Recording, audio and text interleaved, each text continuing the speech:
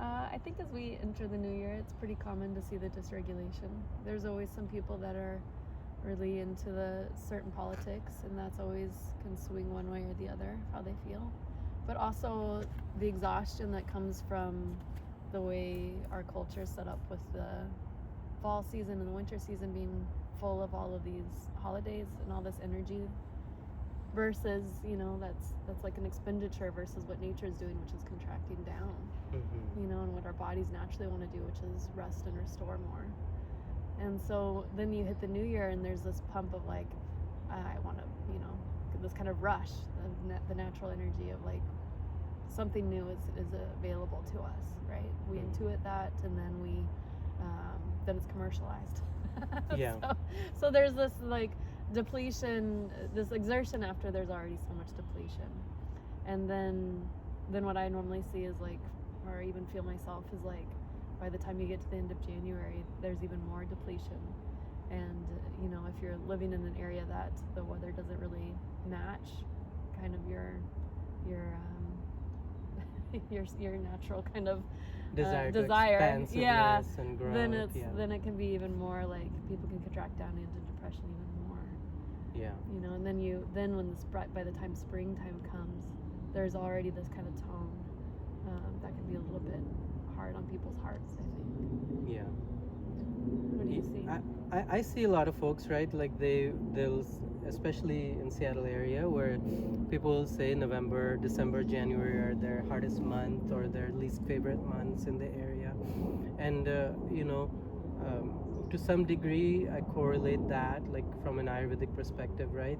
That the days are getting shorter and shorter progressively. And so the time of sunlight where we feel energized and expansive becomes less. The energy is less in the world almost, and in contrast to that, the work demand is the same. School is intensifying to come to a kind of a crescendo and the finishing of the year. Family obligations are increasing, so adds to the complexity. And so, leads to people feeling dysregulated because their lives that are already full are even fuller through the time of the year. And yeah, I think too, just to further comment, because it is the big one, the family obligation, I think for a lot of people is actually very hard. And we're told that around holidays you need to be with the family, you need to have these certain experiences, but for a lot of people where there's trauma or where there's loss of family, it could be extremely difficult to deal with. Yeah. And hard on the heart.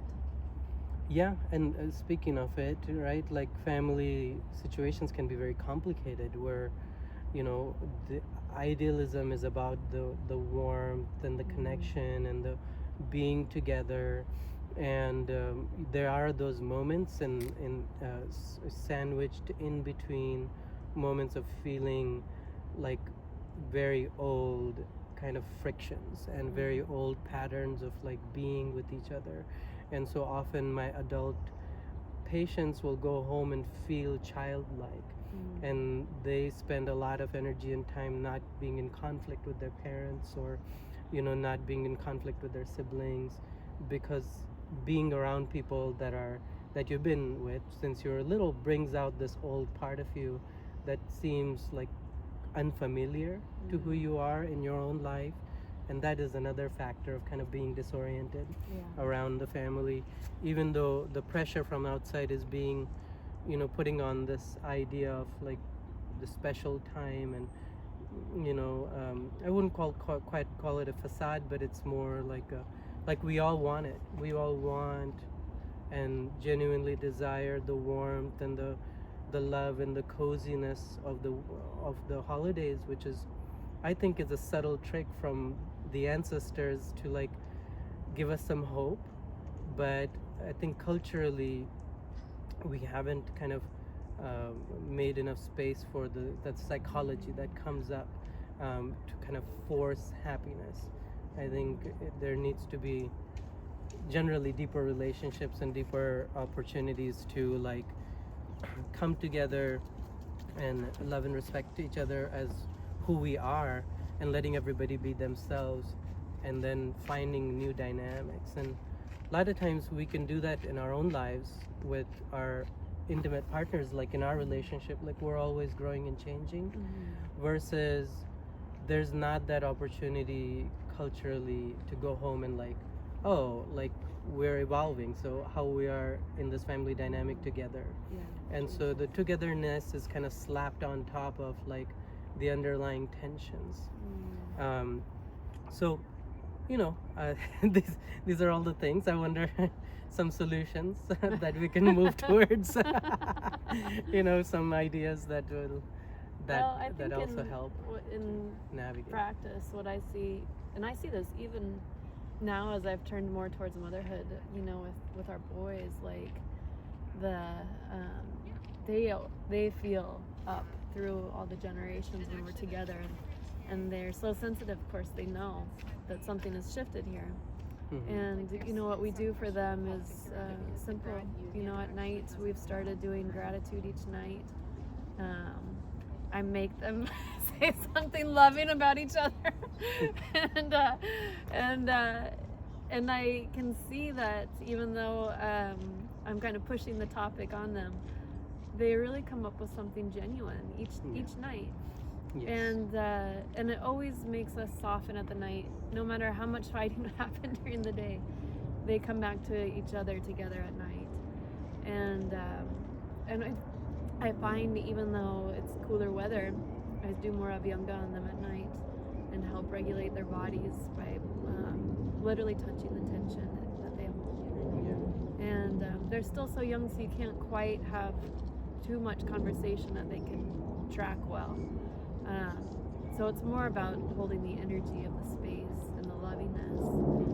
And I just have confidence that no matter what's kind of held in the bigger experience,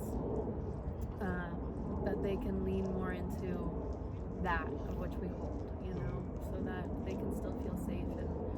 And then, I just do that for myself. Yeah. And for each other. Like, I think that's the best that we could do is try to find a way to hold your center. And sometimes you can come in it through the mind, and sometimes you need to come at it through the body. Whether that's through herbs or touch or just like a loving conversation. I think what you said about abhyanga, which is like a Ayurvedic self-massage or oil massage, and it's so nice to be able to do that to the kids, and to connect with them in that way. And if they're really receptive and start to enjoy it, and so kind of creating a rhythm where there is a intentional slowing down. I think a lot of us parents don't have experience slowing down much until we like try to survive until 7-8 p.m. and then we try to get some rest, do our chores, and then do it again next day. But to, like, even if it's forced, where it is like not really like I've done many abhyangas with wiggly babies. Right. But like even if it's like, say they're not like, oh, I want to do it, because they don't know the value of it, but like even with us bringing them into this attitude of speaking your gratitudes, or receiving something loving and attentive, it starts to engineer their little minds to like that, like, oh, these things are good. Like the unconscious knows like that feels good. And there are many habits from my childhood I kind of naturally go to unconsciously as a way of self-soothing. One of which is like I'll like chant Om, or I'll hum often, like quietly under my breath, as a way of kind of becoming more in touch with my lungs, my body, and I can feel the space around my heart, which is, from suffering from anxiety, I'm sure, but like always feels very tight, and it like releases when I hum. And it's like, I think of it like a heart massage, right? And what you were saying about doing it for yourself, like self-massaging and abhyanga, is again, to me, kind of leans into like creating certain type of ritual or some sort of a regulating order to the day. And really we don't have much times, and so what we really have to each of us see is like, where does it fit in to our day, right? Where does it, like, is it a chance to like hold the warm tea and sip and enjoy and become really present with the sensation of kind of going down into the body and warming up? Or is it like feeling the touch of your own hand doing the abhyanga? Is it taking the time to like doodle and do art and reflect in that way? But like things, or like the nighttime rituals where like breath work or speaking your gratitudes and things like that, where it is kind of touching base with yourself and your lighter self, your true self, really, which is which is what we all strive for. And I don't, the challenge is being disoriented is becoming actually disoriented to your center, Yeah. right? To your subtle center, to your sense of like my best self. And any opportunity, any little thing we can do to orient towards that is very important. And if we don't have kids, we can do a lot of self-care, and we can make time for it. And if we have kids, we have to kind of reach for the care by giving care, right? To feel the sweetness and the subtle peace that comes about when the kids really receive our touch, our love, our cuddles, and sometimes reciprocate with like kisses and I love yous, right? Yeah. It's like really dropping into the bodily sensation of that moment is what's really orienting to our best self. So yeah, that's my reflection on it. Anything else? Yeah. No, you're good.